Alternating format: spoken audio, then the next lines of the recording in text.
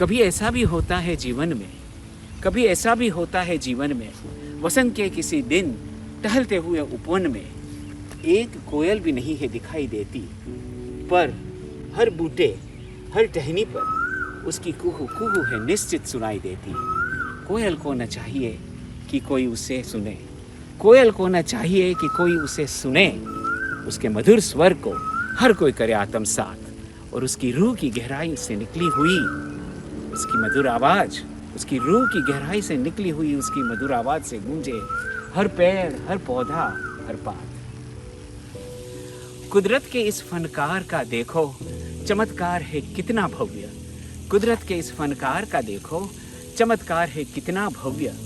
कला और कलाकार के बीच ये कैसा समन्वय, जब साधु खुद ही साधना बन जाता है और गायक बन जाता है गीत, जब साधु खुद ही साधना बन जाता है और गायक बन जाता है गीत, आराधित खुद ही आराधना बन जाता है और प्रेमी बन जाता है प्रीत। अपनी धुन में मगन ओत प्रोत इतना हो जाता है, समस्त संसार को सब कुछ दे खुद खो जाता है।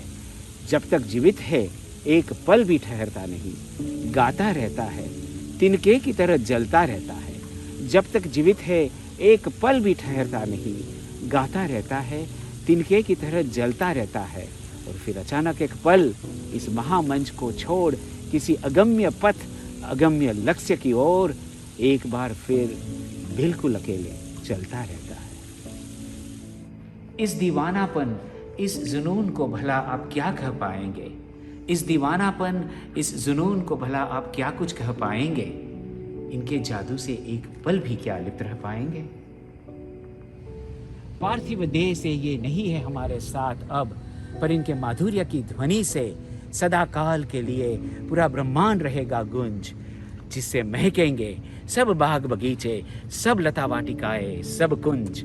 पार्थिव देह से ये नहीं है हमारे साथ अब, पर इनके माधुर्य की ध्वनि से पूरा ब्रह्मांड रहेगा सदा काल के लिए गुंज, जिससे महकेंगे सब बाग बगीचे सब लता वाटिकाएं सब कुछ। होते नहीं है मित्रों अक्सर इस लंबी यात्रा में इन जैसे कर्मयोगी महानुभावों के दिव्य दर्शन, होते नहीं है मित्रों इस लंबी यात्रा में अक्सर इन जैसे कर्मयोगी महानुभावों के दिव्य दर्शन। दे इन्हें सब मिलके हम सच्ची श्रद्धांजलि, करके कृतज्ञ अपने शीश नमन, करके कृतज्ञ अपने शीश नमन, करके कृतज्ञ अपने शीश नमन।